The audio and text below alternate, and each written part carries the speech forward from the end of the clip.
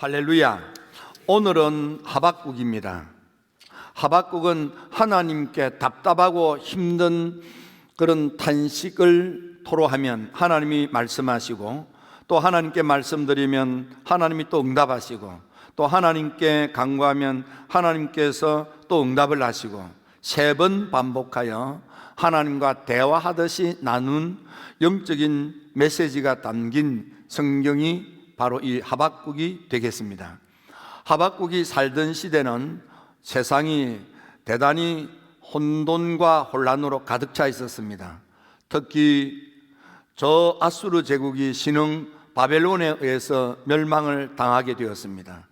그러자 그 틈을 노려서 아프리카의 제국인 애굽 나라가 또 군대를 이끌고 할 수만 있으면 북진하려고 기회로 삼았습니다. 그리고 특별히 아수르를 무너뜨린 신흥 바벨론 제국은 또 그 힘, 그 여세를 몰아서 서쪽으로 서진하려고 하는 그런 팽창 전책이 있었습니다. 그래서 북진하려고 하는 애굽 제국 세력과 그리고 서진하려고 하는 바벨론 제국이 맞붙은 장소가 팔레스타인 지역이 되겠습니다. 우리 세계사를 공부할 때 언급되는 그 갈그미스 전쟁이 바로 이때 일어난 전쟁입니다. 그래서 국제사회가 지금 피를 흘리는 전쟁이 벌어지는 그런 참상이 일어나고 있는 그때에 작은 나라 유다가 정신을 차리고 이 냉혹한 국제사회 속에서 우리가 어떻게 해야 살아남을 것이며 미래가 있는가를 생각하면서 자기를 추스리고 문단속을 해야 할 때인데, 불행하게도 이런 혼탁한 국제사회 속에서 세상을 읽지 못하고 자기들끼리 아웅다웅 싸우고 다투는 그런 타락한 나라가 되고 말았습니다. 특히 폭력과 악독이 가득 차 죄악이 풍성한 세상이 되고 말았습니다. 가진 사람, 권력 있는 사람이 없는 사람을 억압하고 약탈을 자행할 뿐만 아니라 또 사람들 사이에 사랑과 관용, 포용이 없고 다툼과 시비가 그치지 않는 그런 시끄러운 세상인 것입니다. 법은 땅에 떨어졌고 큰 소리 치는 사람, 목소리 큰 사람이 득세하는 세상입니다. 못된 자들이 착한 사람을 덩쳐먹기 그지없는, 그래서 정의가 짓밟힌, 사람 살 수 없는 전적으로 혼탁한 세상이 된 것입니다. 권력자들만 그런 게 아닙니다. 종교 지도자들까지도 정신을 차리지 못하고 권력자들의 횡포에 종교 지도자들이 참사를 당하고, 그래서 하나님의 교회가 하나님의 교회로서 성별되지 못한 채 세상에 짓밟히고 말았습니다. 백성들은 억압을 당하고 산다는 것이 얼마나 힘든지, 그래서 하박국은 하나님께 탄식하며 매달립니다. 하나님 살려주세요. 언제까지 두고 보시려고 합니까? 어찌하여 이 불의를 계속 지켜보고 계십니까? 어찌하여 이대로 가만두십니까? 하며 하나님께 애타게 부르짖는 기도를 통해서 하나님을 만나 하나님으로부터 응답을 받는 놀라운 이야기가 바로 이 하박국에 담겨져 있습니다. 따라서 오늘 이 시대를 살아가는 우리들이 이 어렵고 힘든 이 연말을 맞이해서 무엇을 어떻게 하는 것이 우리 인생길을 헤쳐나가는 지혜인가를 살펴보면서 은혜를 나누고자 합니다. 첫째, 하박국, 그는 어찌했습니까? 그는 하나님을 찾았습니다. 하박국이 어렵고 힘들 때 원망하고 투덜하고 불평하고 인생을 포기하는 사람이 아니었습니다. 그는 너무 힘들기 때문에, 너무너무 공고하기 때문에, 인생이 너무 공경에 처했기 때문에 그의 아픈, 힘든, 그의 속상함, 그의 상처, 모든 것을 끌어안고 하나님을 찾은 것입니다. 본래 하박국이라는 이름 자체는 꽂기 않는다, 매달린다, 그런 뜻이 있습니다. 제롬이라고 하는 초대 교부는 말하기를 하나님의 사랑이라는 그 가슴, 하나님의 사랑의 품에 안긴다는 뜻이 하박국이라는 이름이 가지고 있는 의미라고 했습니다. 그런가 하면은 마틴 루터 같은 경우는 하나님의 사랑을 신뢰함으로 하나님 사랑에 대한 절대 신앙심을 가지고 하나님께 살려달라고 매달리는 기도하는 신앙을 가리켜서 이 하박국 이렇게 의미를 부여하고 했습니다. 하박국, 그는 어렵고 힘들 때 불행하게도 스스로 이 살기를 포기하는 극단적 선택을 하는 그런 사람이 아니었습니다. 좌절과 절망에 빠져서 희망도 없이 그저 숨 쉬면서 하루하루 그렇게 날을 보내는 그런 사람도 아니었습니다. 그는 힘들기 때문에, 어렵기 때문에, 속상하기 때문에, 마음이 아프기 때문에 그는 하나님을 찾은 것입니다. 여기 비결이 있는 것입니다. 여러분, 밤모섬에 기양한 예수님의 사랑받는 사도, 그는 온 몸이 에베소에서 목회를 하다가 잡혀서 그래서 끓는 기름가마 속에 들어갔지만 하나님께서 살려주셔서 그래서 온몸에 화상을 입고 밤모섬에 기양가서 바위 동굴 속에서 신음하며 하나님께 기도하고 있을 때 하늘에 하나님께서 하늘문을 여시고 강림하셔서 온몸에 화상을 입고 끙끙거리며 신음하고 있는 이 요한 사도를 찾아오신 것입니다. 그때 요한 사도는 죽은 사람들처럼 쭉 뻗어 있을 때 찾아오신 주님께서 그 몸을 어루만지며 사망과 음부의 권세가 있는 그 손으로 어루만져, 그래서 예수님의 12제자 가운데 유일하게 요한 사도는 생명 다하도록 복음을 전하다가 하늘나라에 입성한 사도입니다. 그는 하나님을 만난 후에 영적으로 더 깊은 세계 속에 들어가 하나님의 계시, 묵시를 경험하고 우리가 아는 요한계시록이라고 하는 성경을 남겨놓았습니다. 그는 말하기를 하나님 나라가 너무 휘황찬란한데 인간의 언어로 담을 수가 없어요. 그래서 그 인간의 언어로 표현할 수 없는 하늘 세계이지만 그래도 최선을 다해서 기록으로 남긴 것이 요한계시록이라고 했습니다. 그런가 하면은 사울이라고 하는 바울 사도, 그는 신념의 사람이었습니다. 사상의 사람이었고 생각의 사람이었고 전통에 젖은 사람이었습니다. 그는 세상의 모든 출세가 보장된 인물이었습니다. 하지만 다메섹 도상에서 하늘을 여시고 자기를 찾아 이름을 부르시는 예수님을 만난 후 그는 다메섹의 목사님 아나니아 목사님으로부터 안수기도를 받고 성령 충만해져서 드디어 위대한 사도 바울이 되는 것입니다. 만일 사울이가 다메섹 도상에서 하늘을 여시고 찾아오셔서 이름을 부르시는 예수님을 만나지 못했더라면 그는 위대한 사도 바울이 되지도 못했을 것입니다. 모세는 사람을 죽이고 도망하여 숨어 사는 언둔자가 되었습니다. 그래서 모세의 전반부 인생 제1기 인생은 나이 40이 될 때까지 로마의 궁전에서 왕자로 산 것입니다. 그리고 도망을 쳐서 광야에서 40년 동안 나이 80이 되도록 처갓집 양을 돌보면서 얹혀 살았습니다. 인생의 마지막이 다가올 무렵에 호렙산 기슭에서 타오르는 떨기나무 불꽃 속에 계신 하나님을 만난 것입니다. 하나님께서 모세야, 너가 선 곳은 거룩한 땅이니 네 발에서 신을 벗어라. 모세는 아멘하고 그 신을 벗고 맨발로 하나님의 떨기나무 불꽃 앞에 섰습니다. 너는 내 종이 되어라.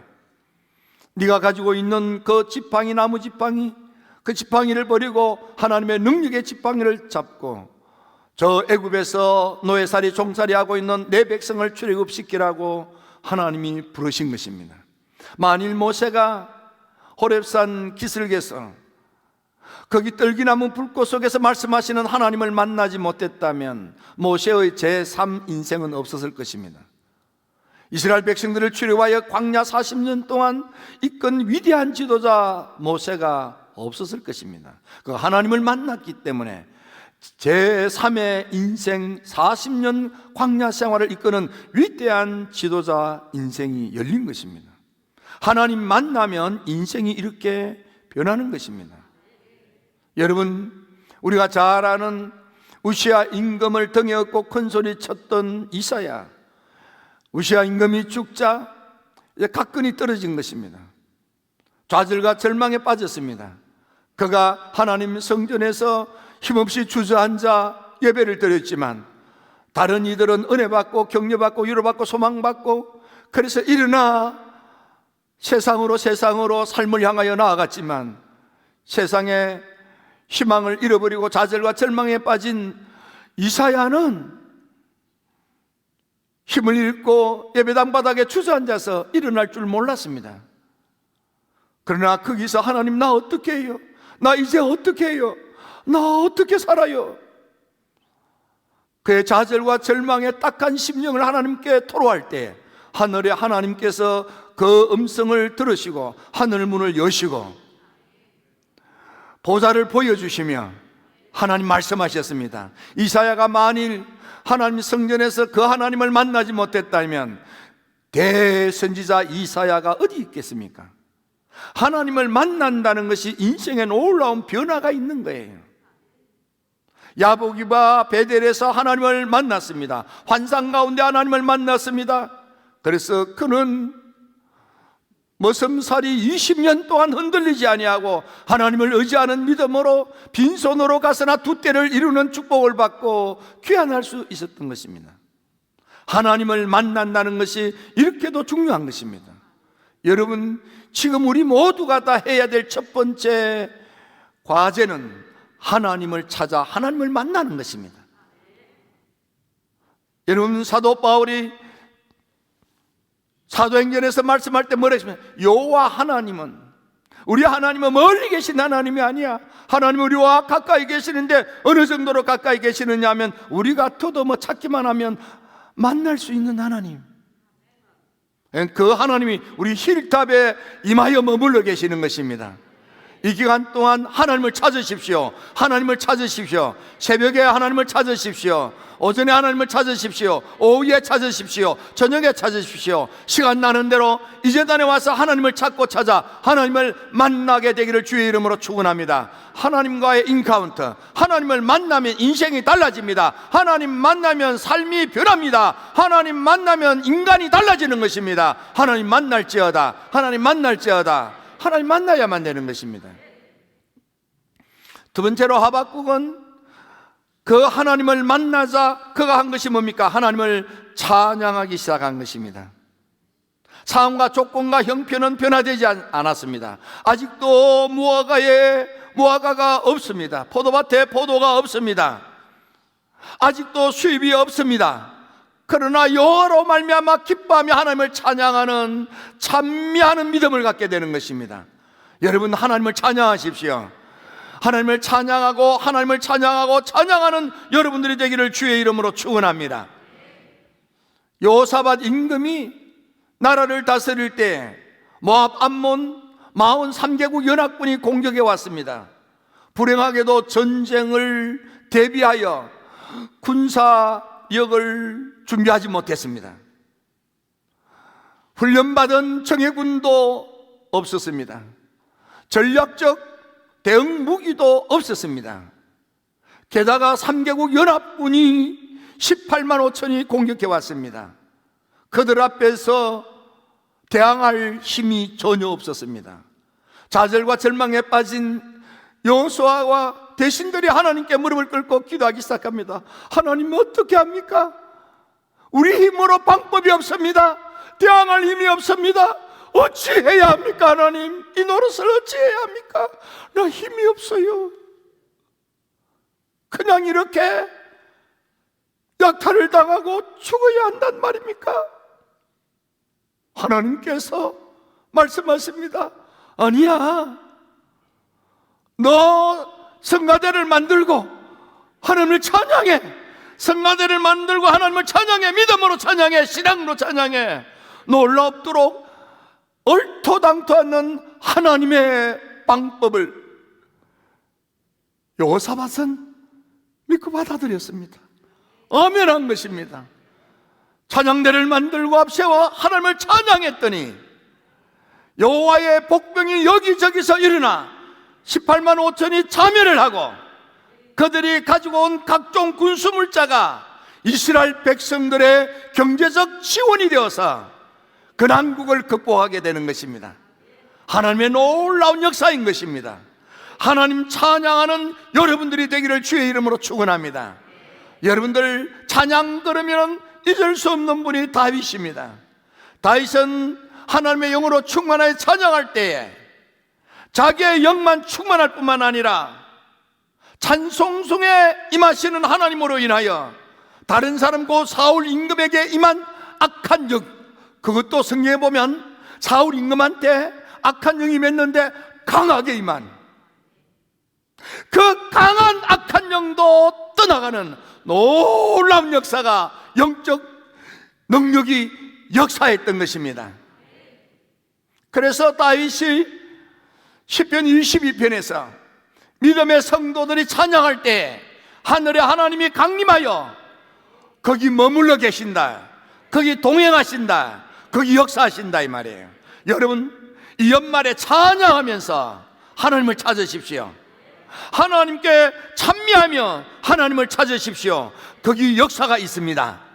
요한 웨슬리 목사님의 목회 방법 가운데 하나가 찬양 목회입니다.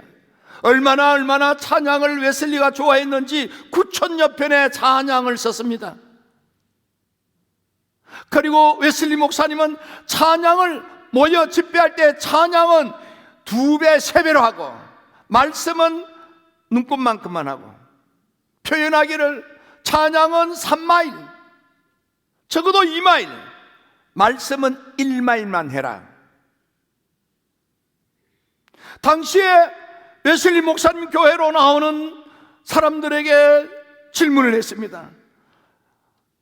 너 웨슬리 목사님 말씀이 좋아서 그 교회를 다니니? 아니요.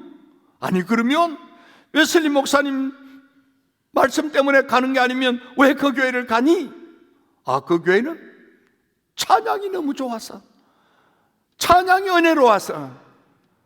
여러분, 10명 가운데에 9명은 답하기를 그 교회 내가 다니는 이유는 찬양 때문에 다닌다고 그랬어요. 찬양의 은혜 역사가 얼마나 큰지를 여실히 체험했고 그걸 목회에 적용했던 이가 웨슬리의 감리교인 것입니다. 미국 찬송가도 웨슬리에 의해서 만들어진 것입니다. 웨슬리는 말하기를 찬양은 뜻을 열매하며 마음을 담고 열창하라 그랬습니다. 열창하는 거예요. 열정적으로 하나님을 찬양하는 거예요. 하나님의 은혜 역사가 더 강하게, 더 많이 나타나게 되겠는 것입니다. 당시에 사람들이 감리교를 가리켜서, 웨슬리 목사님이 목회하는 교회를 가리켜서 첫 번째는 산 위의 교회라고 그랬어요. 산 위의 교회. 웨슬리 자신도 그랬어요. 그 산 위에 있는 교회, 힐탑 교회로 가라 이 말이야. 온 더 힐탑. 힐탑 교회 가라고 그랬어요. 힐탑 교회. 웨슬리가 가라는 그 교회가 우리 교회야, 우리 교회. 힐탑 교회, 힐탑 교회. 그 다음 두 번째가 뭐냐 하면은 singing church라고 그랬어요. 노래하는 교회, 찬양하는 교회. 그 교회 시끄럽게 찬양하는 교회. 그 교인들, 그 교인들 얼마나가 시끄럽게 찬양하는지 singing methodist라고 그랬습니다. 노래쟁이들. 여러분, 이 연말에 찬양하면서 찬양할 때에 강림하여 임막하시고 임마누엘 하시는, 우리와 동행하시는 하나님의 섭리로 부흥할지어다. 가정이 부흥할지어다. 아들, 딸들이 부흥으로 일어날지어다. 생업이 부흥으로 활성화될지어다. 여러분의 남은 삶이 부흥의 삶이 되기를 주의 이름으로 축원합니다. 세 번째, 믿음으로 기도하는 것입니다. 하나님을 만나 하나님을 찬양하며 하나님을 찬양하는 것입니다. 하나님을 찬양한 그들은 이제 하나님께 삶의 어렵고 힘든 것들을 털어놓고 하나님의 도움을 구하는 것입니다. 기도꾼이 되는 거예요. 요한 웨슬리 목사님은 34년 12월에 1735년 1월에 그는 하나님의 은혜 받는 대로 하나님께서 우리를 은혜 주시는 여러 가지 방편들이 있는데 그 중에 하나님의 은혜가 가장 많이 쏟아지는 것은 기도다 그랬습니다. 기도인데 어떤 기도냐? 통성기도라 이 말. 어느 시간대 가장 많으냐? 새벽 시간이라 이 말이에요. 깊은 밤 하나님의 은혜 역사가 강하게 나타난다. 그래서 1739년 4월 9일 날 웨슬리는 철야 기도를 처음으로 시작하는 거예요. 웨슬리는 새벽 기도 운동을 했습니다. 왜? 통성으로 기도하고 응답받는 가장 많은 빈도가 일어나는 시간대가 보니까 새벽이더라는 거예요. 웨슬리 자신도 새벽 3시에 한국 부흥을 불씨가 되었던 하디 선교사님도 새벽 3시에 기독교 역사의 새벽에 일어나는 놀라운 은혜, 응답의 역사가 성경에도 꽉 차 있습니다. 웨슬리는 말합니다. 우리가 믿음으로 기도할 때 절규하는 기도를 해라. 절규하는 기도예요. 애절하게 기도하라. 하나님의 놀라운 은혜 역사가 일어나게 된다는 것입니다. 예수님 보십시오. 예수님도 하나님이신 예수님이 이 땅에 오셔서 나세렛 산골짜기 목수 생활을 하며 경제활동에 성공하신 예수님, 그 예수님이 어머니와 독생들의 삶의 단도리를 다 한 후 예루살렘에 올라와서 그래서 저 요단강에서 세례를 받으시고 믿음으로 기도할 때 하늘이 삐끄덕하고 열리더니 성령이 임하시고 하나님의 음성이 들려졌습니다. 예수님도 기도로 응답을 받고 우리의 그리스도 메시아로 공생애를 시작하셨습니다. 예수님의 12제자들도 다락방에서 기도하여 성령 충만한 은혜를 받고 일어나 사도행전의 부흥의 역사를 일으킨 위대한 사도가 된 것입니다. 힐답의 성도 여러분, 기도꾼이 되십시오. 새벽에 기도하시고 오전에 기도하시고 저녁에 기도하시고 오후에 기도하시고 시간 될 때 단 5분이라도 하나님 재단에 와서 기도하시고 예배드리는 힐탑의 가정마다 부흥될지어다. 아들 딸들에게 부흥이 임할지어다. 여러분들 일터에 부흥이 임할지어다. 특별히 소원아홉개는 가게가 여러분의 기업이 부흥되기를 주의 이름으로 축원합니다. 하나님이 되게 하면 되는 거예요. 여러분요 기뻐 뛰는 축복이 임할지어다. 여러분이 존귀하게 높여지는 축복이 임할지어다. 부흥의 주역들이 되기를 주님의 이름으로 축원합니다.